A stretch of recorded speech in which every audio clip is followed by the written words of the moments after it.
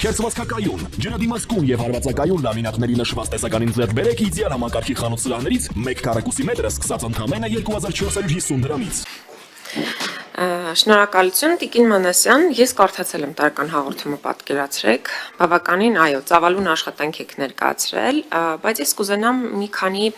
դեպքերի անդրադառնալ, որովհետև նախկինում, երբ որ մենք ծանոթանում էինք տարեկան զեկույցներին, այնտեղ լինում էին կոնկրետ դեպքերի արձանագրումներ եւ այդ դեպքերի հիման վրա կար եզրակացություն, որ դատապարտելի է, անընդունելի է եւ այլն, բայց ձեր մասով, ձեր զեկույցում հիմնականում ընդհանուր պատկերացումներն էին կամ ընդհանուր անթույլատրելի մասին տեսլական, բայց ոչ կոնկրետ դեպքերի, իսկ կոնկրետ դեպքերը հողի վրա շատ ավելի արժեքավոր են գնահատելը դրանց կրկնությունը բացառելու համար։ Հիմա ես ուզում եմ ձեզանից հետաքրքրվել 2-3 դեպքի հետ կապված եւ խնդրել ակնկալել որպես օմբուդսմեն ձեր տեսակետը։ 2022 թվականի ապրիլի 18-ին Ալավերդիում մի շատ տհաճ դեպք է տեղի ունեցել։ Սափեր Սաքայան անուն ազգանունով մի երիտասարդի տարեկային ծառայության աշխատակիցները կանգնեցրել են եւ նրանից պահանջել են անձնական զննության նպատակով իջեցնել իր տաբատը։ Բնականաբար քաղաքացին հրաժարվել է փողոցում դա անել, իրեն տարել են ոստիկանություն, հետո էլ կալանավորել են խուլիգանության եւ ոստիկանության օրինական պահանջը չկատարելու հատկանիշներով։ Սա զավեշտալի դեպք է եւ անընդունելի բառը մեղմ է ասել, բայց այդպիսի դեպք արձանագրվել է ու ես կուզեմ, որ այս դեպքի նախադեպով նաեւ դուք երևույթին գնահատական տաք։ Երկրորդը, որ կուզենամ հիշեցնել ձեզ, մենք նախորդ տարի ենք նաեւ դրա մասին խոսել, բայց ոչ մի տեղաշարժ չկա։ Անցած տարի ապրիլի 16-ին, երբ որ քաղաքացի Սամվել Վարդանյանը Ազգային ժողովի քաղաքացիական պայմանագիր խմբակցության հայն ժամանակ խմբակցության պատգամավոր Հակոբ Ասլանյանին վիրավորել էր հանրային տրանսպորտում, դրանից հետո Վարդանյանի նկատմամբ հարուցվեց վարույթ, նրան քննչականից, երբ որ տանում էին ձերբակալվածների պահման վայր, ակնհայտորեն գոնե մահակներով զինված բանդան հարձակվել է նրա վրա, ընդ որում նա գտնվում էր ոստիկանների հսկողության տակ եւ խոշտանգել էր նրան, նսեմացնել արժանապատվությունը, ծեծի ենթարկել, թքել երեսին եւ այնուհետեւ ստիպել իրենց հնչեցրած հայոյանքները կրկնել։ Այս դեպքը բացահայտված չի։ Այս դեպքով քննություն տեղի չի ունենում, բայց ահա պատգամավորին հասցված վիրավորանքի համար արդեն մենք ունենք դատարանի որոշում։ Եվ կուզենամ նաև անդրադառնալ բանակում մահվան դեպքերին, որովհետև ես տեսա, որ այնտեղ դուք բազմաթիվ քննարկումների, սեմինարների եք մասնակցել այդ առիթով եւ տարբեր ձեր մեկնաբանություններ կարդացել եմ։ Այնուամենայնիվ մենք ունենք փաստ, որ իհարկե 2024 թվականին 26 մահվան դեպք է գրանցվել, որից ընդամենը 4-ն է եղել հակառակորդի կրակոցի արդյունք։ Մնացածը ինքնասպանություն կամ ինքնասպանության հասցնել, ավտովթար եւ ուշադրություն, հիվանդություն։ Մնացածն էլ կարող են երկուսը ռազմական թռչող սարքերի շահագործման սխալ դրա հետևանքով եւ մեկն է դժբախտ պատահար, բայց հիվանդության վրա կուզենամ դուք ուշադրություն դարձնեք, այսինքն հիվանդ մարդուն զորակոչել են ու գնացել բանակում մահացել է, խոսքը երիտասարդ ժամկետային զինծառայողի մասին է, որը որ լուրջ խնդիր է մեր երկրում։ Եվ նաեւ այստեղ կուզենամ անդրադառնալ առերևույթ, ասացիք, մի րոպե ոնց եմ գրել, առերևույթ ակնհայտ ֆիզիկական անհամաչափ ուժի կիրառում, որը որ խնդրահարույց համարեցիք ձեր խոսքում։ Հիմա ես ուզում եմ հետաքրքրվել, արդյոք այդ անհամաչափ ուժի կիրառումը դուք համարում եք այն հայտնի դեպքը, որի տեսանյութը տարածվել է, որ պարեկները էլի դուրս հանեցին քաղաքացուն ազդանշան տալու համար, տապալեցին գետնին եւ տարան անհայտ ուղղությամբ, սա արդյոք տեղավորվում է այդ ձեր ձևակերպման մեջ։ Եվ ազատազրկման վայրերի մասին, ցմահ դատապարտյալների վերջին սկանդալի մասին եմ ուզում հարցնել, որ ծեծի ենթարկվեցին, բռնության, բազմաթիվ ահազանգեր եղան, ինչ արձանագրեցին ձեր աշխատակիցներ, որովհետև միայն իրենք էին այդ պահին գնացել արագարձագանքման խմբի ներկայացուցիչները, ու ով էր ծեծի ենթարկվել, ինչու էր ծեծի ենթարկվել, ինչ բռնություններ տեղի ունեցել եւ ի վերջո ինչով ավարտվեց հանգուցալուծումը, որտեղ մենք իմացանք, որ տարբեր բանտարկյալներ ուղղակի չկային։ Ինչ որ ասում էին, նրանք անհետացել են, տարբեր ուղղություններով տարել են ու չգիտեն որտեղ են։ Շնորհակալ եմ։ Շնորհակալ եմ Տիկին Թովմասյան, ես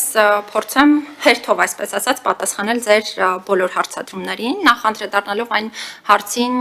որ դեպքերի նկարագրություններ մեր տարեկան հաղորդման եւ տարեկան զեկույցի շրջանակներում չկան, կուզենամ չհամաձայնել դրա հետ, որովհետեւ նույն մեր տարեկան զեկույցի շրջանակներում մանրամասն նկարագրված է հենց Սամվել Վարդանյանի դեպքը, իհարկե առանց անուն ազգանվան, որովհետև անուն ազգանունները մեր տիպի մարմինների կողմից հիշատակելը ինքը մի շարք այսպես նախորոք իրականացվող պրոցեսներ է ենթադրում իրանից եւ մեր տիպի մարմիններին խորհուրդ է տրվում չհիշատակել անձանց անուն ազգանուններ։ Ինչու ենք մենք որոշ դեպքերում հիշատակում, որոշ դեպքերում չենք հիշատակում կամ մի շարք դեպքեր ունենալով համանման մենք ստիպված ենք լինում, օրինակ, եթե գիտենք հաստատ, որ մի դեպքում հնարավոր է հիշատակել, մյուս դեպքում հնարավոր չէ, սովորաբար միասնական մոտեցում ենք կիրառում եւ օրինակ նույն գլխում ներկայացված բոլոր դեպքերի շրջանակներում այնպես չէ որ մի դեպքում կգրենք անուն ազգանունը, մյուս դեպքում չենք գրի, սրա պատճառը մեր տիպի մարմիններին ներկայացվող միջազգային պահանջներն են։ Հիմա պարզ ասեմ, մեր հաստատության գործունեությունը տարբեր ժամանակներում տարբեր միջազգային կազմակերպությունների կողմից գնահատվել է եւ այդ թվում նախկինում թե հիմա տարբեր գործունեությունների առնչությամբ ռեկոմենդացիաներ են ներկայացվել, այդ թվում նախկինում եղած օրինակ բացերը գործունեության հաղթահարելու համար։ Ես դրանց վերաբերյալ չեմ խոսում, պարզապես նկատի ունենալով այն հանգամանքը, որ ես այդ հաստատությունն եմ ներկայացնում եւ անկախ նրանից թե այդ ժամանակ օրինակ ես եմ եղել ՄԻՊ-ը թե ես չեմ եղել, ինձ համար կարեւոր է որ հաստատության հեղինակությունը պահպանվի, բայց իրականում կան մի շարք բնագավառներ, որի հետ կապված մեզ ներկայացվել է ռեկոմենդացիա գործունեությունը փոխելու եւ կատարելագործելու առնչությամբ։ Հիմա դա է պատճառը, որ դեպքերի մի մասում, օրինակ երբ լրագրողների դեպքերին ենք անդրադառնում, լրագրողների անուն ազգանունները հստակ թվարկված են մեր տարեկան հաղորդման շրջանակներում, այսինքն եթե նայեք լրագրողների հետ կապված դեպքերը, այնտեղ ակնհայտ է, որ օրինակ այսինչ լրագրողի հետ կապված այսինչ դեպքը տեղի ունեցավ եւ մենք ներկայացրել ենք օրինակ հաղորդում հենց այս հարցի հետ կապված եւ այլն եւ այլն։ Քաղաքացիների առումով համ օրենքն է մի շարք պահանջներ մեր առաջ դնում, համ նաեւ միջազգային չափանիշները։ Դրա համար միասնական մոտեցումներ կիրառելու տեսանկյունից խուսափում ենք, բայց կարծում եմ դեպքերի նկարագրությունները այնպիսին են, որ ինձ թվում է հատկապես հանրային հնչեղություն ունեցող դեպքերի հետ կապված ակնհայտ է լինում, որ սա հենց այս անձին վերաբերելի դեպքն է։ Հիմա ինչ վերաբերում է Սամվել Վարդանյանի հետ կապված դեպքին, կարծում եմ տարեկան զեկույցի շրջանակներում, եթե դիտարկենք խոշտանգումների եւ վատ վերաբերմունքի այլ ձևերի քննության խնդիրներին վերաբերելի հատվածը, ապա այնտեղ կգտնենք ոչ միայն Սամվել Վարդանյանի գործը, որը հանրային հնչեղություն էր ստացել, այլ նաեւ մի շարք այլ գործեր, որոնք ըստ էության հանրային հնչեղություն չեն ստանում եւ բոլորի ուշադրության կենտրոնից դուրս են մնում, որովհետեւ այդ գործերը կապված չեն լինում, օրինակ քաղաքական գործունեությամբ զբաղվող անձանց հետ, այդ դեպքերը կապված են լինում սովորական մարդկանց հետ, բայց դա ըստ էության չի փոխում հարցի էությունը։ Դրա պատճառով մենք այս բոլոր դեպքերն ենք արձանագրում, որպեսզի բոլոր դեպքերի հետ կապված արձանագրումը հստակ լինի։ Կարևոր մի հանգամանք 22 թվականի դեպքը ինչու չկա մեր տարեկան հաղորդման շրջանակներում, որովհետև մեր տարեկան հաղորդումը վերաբերում է 2024 թվականի մարդու իրավունքների պաշտպանի գործունեությանը, հետևաբար ենթադրում եմ, որ դա է պատճառը, որ այս դեպքերը դրա շրջանակներում ներառված չեն, բայց կուզենամ հատուկ անդրադառնալ խոշտանգումների եւ վատ վերաբերմունքի այլ ձևերի քննության հետ կապված խնդիրներին առնչվող մեր այդ պարագրաֆին, որտեղ հստակ ներկայացված են խնդիրները, ընդ որում այդ խնդիրները ներկայացված են նաև այս դեպքերի, այդ թվում ձեր նշած Սամվել Վարդանյանի դեպքի քննարկման համատեքստում, որտեղ ես ինքս իմ խոսքի ներածական հատվածում անդրադարձ կատարեցի դրան, բայց հիմա էլ հատուկ անդրադառնամ Հայաստանի Հանրապետությունում խոշտանգումների եւ վատ վերաբերմունքի այլ ձևերի գործունեության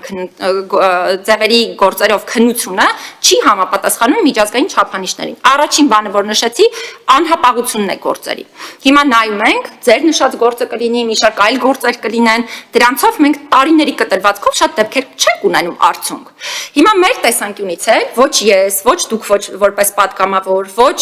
չգիտեմ, որևէ նախարարության աշխատակից կամ ոչ էլ սովորական քաղաքացի չի կարող իրականում այս դեպքերով հիմա վերջնական եզրակացություն ներկայացնի։ Հիմա ոչ դուք, ոչ ես չգիտենք, չէ՞, այս դեպքը իրականում ոնց եղավ, պետքա քննությունը, չէ՞, բարձի այդ ամեն ինչը, որ բոլորիս համար դա լինի վերջնական պետության անունից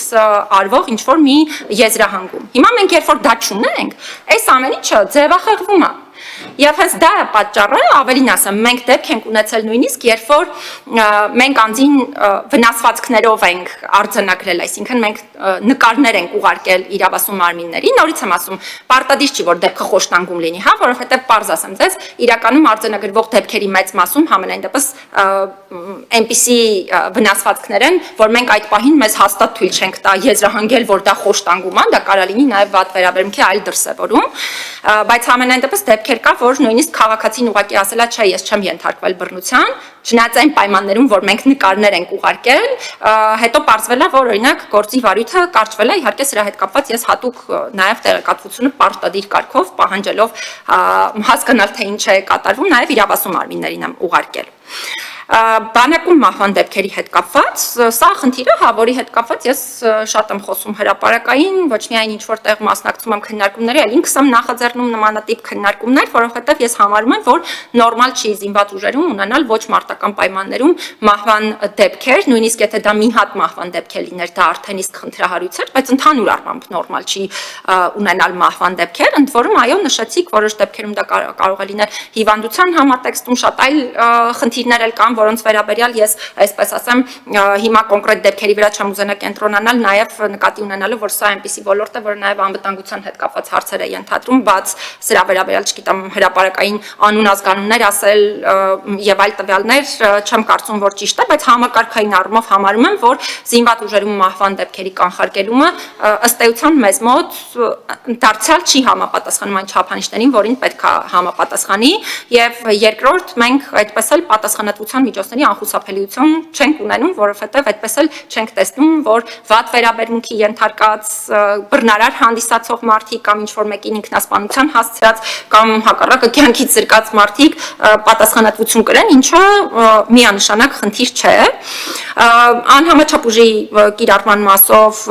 հա, մենք առերևույթ անհամաչափ ուժի մասին ենք այո խոսում, որովհետև դարձյալ մի անգամ կրկնեմ, մենք քննչական մարմին չենք կամ դատական մարմին չենք, որտեղ ես կարողանամ ասել այս սա է հաստատ այս դեպքով այս իրավիճակը, բայց բազմաթիվ են այո դեպքերը, երբ որ անհամաչափ ուժի կիրառում ենք ենթադրում, ձեր նշած դեպքը այդ քաղաքացու հետ կապված եւ մի շարք այլ դեպքեր առնվազն մեզ մոտ առաջացնում են մտահոգություն, որ ուժի կիրառումը եղել է անհամաչափ եւ նաեւ դա է պատճառը, որ իրականում միայն մեր տարեկան հաղորդումը չէ, էլի հիմնական ձևաչափը մեր գործունեության իրականացման, մենք ես համարը բոլոր դեպքերով, եթե մշտադիտարկման արդյունքում որևէ տեղ ինչ որ հրապարակում է լինում, իմացեք մենք այս բոլոր դեպքերով հաղորդում ենք ներկայացնում քննչական մարմիններին, անկախ նրանից մենք օրինակ համարում ենք, որ դա այդ շեմը հատել է թե չի հատել, ամեն դեպքում քննարկման առարկա դարձնելու համար եւ նաեւ պարտադիր գրում ենք իրավասու մյուս մարմիններին ծառայողական քննություն անցկացնելու համար եւ նաեւ դա է պատճառը, որ որպես համակարգային խնդիր արձանագրեցի այն, որ ըստ էության մենք էլ ենք տեսնում, որ պատասխանատվության շատ քիչ մարդիկ են ենթարկվում։ Հետևաբար դա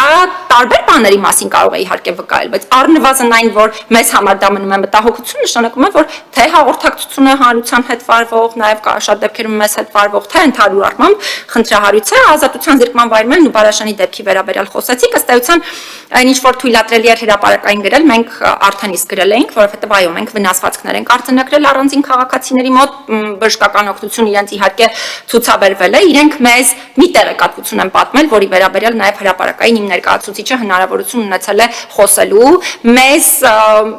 արդարադատության նախարարությունը մեկ այլ տեղեկատվություն է ըստ էության ներկայացրել, այդ թվում բանավոր պարզաբանման տեսքով, այդ թվում հրապարակային եղանակով, բայց մեզ համար այս դեպքը խնդրահարույց է ու դա է պատճառը, որ դարձել այդ թվում այս դեպքով ես գլխավոր դատախազություն եմ գրել եւ մարդու իրավունքների պաշտպանի այս գրությունները պարտավոր են նաեւ որպես հաղորդում ընդունել, որովհետեւ պետական իրավասու մարմնի ներկայացուցիչի կողմից կատարված արձանագրումներ են։ Շնորհակալ եմ։